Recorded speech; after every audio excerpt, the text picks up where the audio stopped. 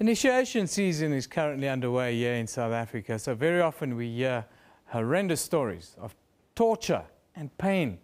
Over the past weekend, one initiate died in the Nelson Mandela Academic Hospital after being assaulted at a school in Ngqeleni. Yesterday, one initiate died in the Nelson Mandela Hospital. Now, over the years, it seems the transition to manhood has become synonymous with death. In the Eastern Cape, the initial death toll has risen to 24 this winter. Today on Newsroom, we look at the psychological impact the practice has on men. We are joined from our studios in Cape Town by Professor Kopano Ratele, an expert on men and masculinity. Very good morning to you, Professor. Thank you for joining us. Good morning, Eben. Thank you for inviting me.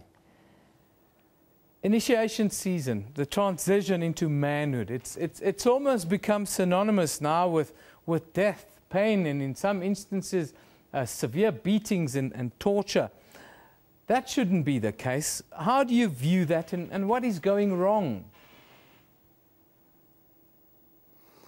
Well, a critical part of this is going wrong. I know that there are serious interventions by government, but clearly we're still way from where we need to be, which is that there should be no death, absolutely zero death, about what is supposed to be a beautiful transition from boyhood to manhood.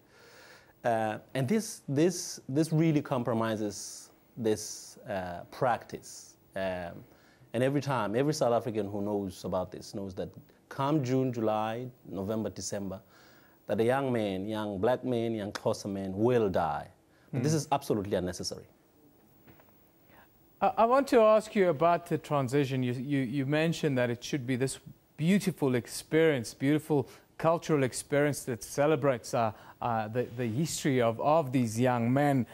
But we hear horrendous stories of abuse and assault, in some instances even of corpses being taken back to families and so forth. What kind of men are we creating out of these types of experiences? As someone said a while back, abuse men abuse, so hurt men will hurt in the end. I mean, if we don't take care that we should be creating men who feel good about themselves, we give this young men who go into initiation a vision about what kind of men who take care of other young men, who take care of others, including partners, wives, children. If we don't create men who have this vision, but all they have, or at least a fundamental experience that they have from this period of seclusion, of losing their boyhood, is one associated with suffering and pain, as you said, these men are more likely, perhaps even highly likely, to transfer that pain, that suffering to others.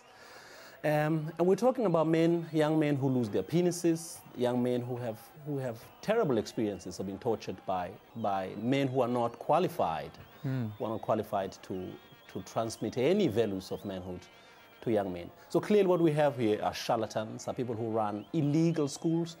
But I guess part of the responsibility also lies with the custodians, who are at least those who claim to be rightful custodians of this culture, that they are not doing enough. And enough is zero death.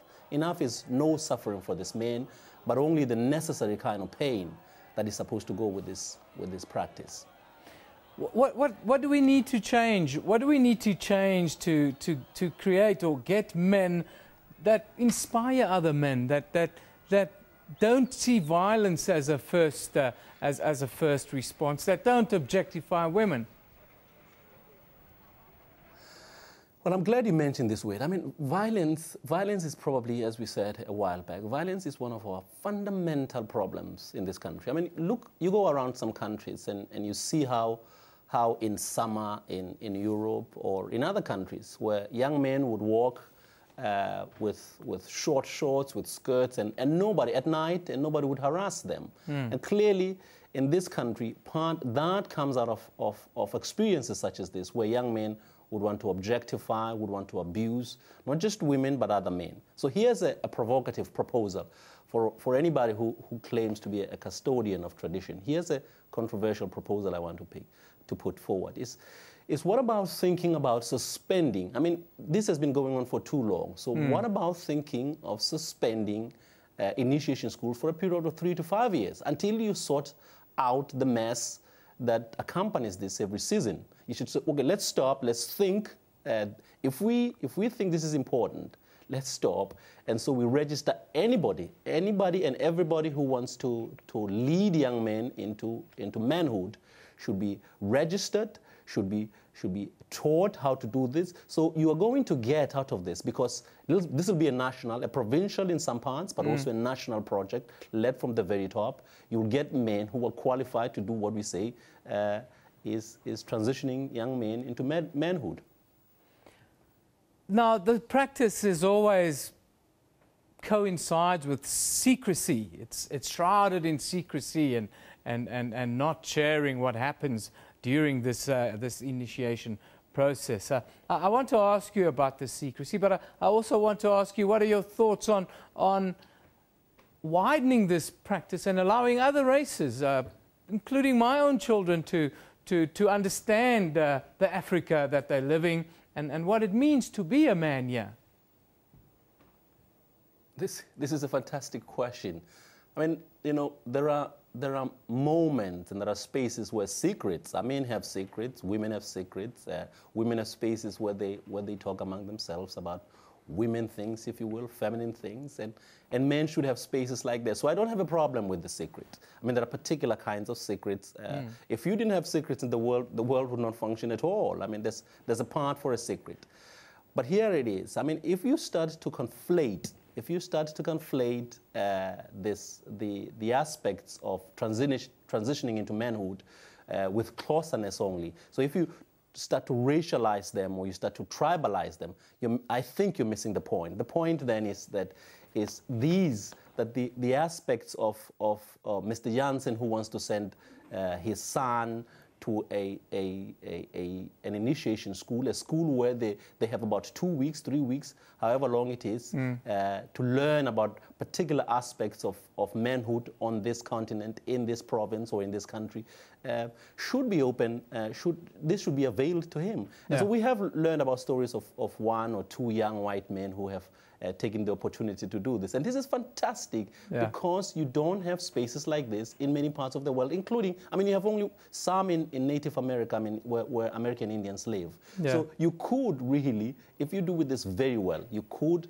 be making South Africa one of the cultural moments in the world, a cultural space where young men from all over the world, not just South Africa, would come to learn about what is a vision of manhood in the 21st century. I could not agree with you more, but I want to conclude our discussion this morning, Professor Kopano, by talking about the value of tradition in this day and age. And we understand that, you know, the world we're living in today, gender roles are changing. The country that we're living in, more and more households are headed by women. But the traditions still remain very, very strong. How do we accommodate all of this in a changing world, in changing households, changing society? Well, let me be clear about something people tend to misunderstand. And this is that everybody in the world has a tradition. It doesn't matter whether you live in the most highly developed, highly modern societies, Iceland, France, the US, or Hong Kong. Everybody has a tradition. Tradition basically means that every moment you speak as part of a group with a perspective to the past, that what you do has been influenced by your father or your mother, and your mother's mother, your father's father, past generations. So all of us always talk about that, including on any aspect of the world. So tradition is actually part of the present. It's always there. Yeah. Somehow, some people mistake tradition as something that happened in the past. No, traditions happens every day. You think about yourself as a member of a group, and that group has a perspective about where they came from and where they're going. What you need to keep on doing is reminding people that traditions change. Tradition will always be changing. Professor Kopano Ratele, thank you for joining us. Wonderful insights again, as always, when you come onto the show on this very, very emotive issue around initiation and the deaths of young men here in South Africa during the process or the rite of passage, becoming a man. What is it to be a man in today's world? Wonderful views. Should it be open to other races if you want to? Why not? How do we teach our children about Africa, about African tradition? I think it's a wonderful idea. Professor Kopano Ratele also thinks that maybe we should take some stock about the process and even suspend initiation season for the next 3 to 5 years in order for us to come to terms with the deaths and the pitfalls that the tradition is struggling with right now here in South Africa.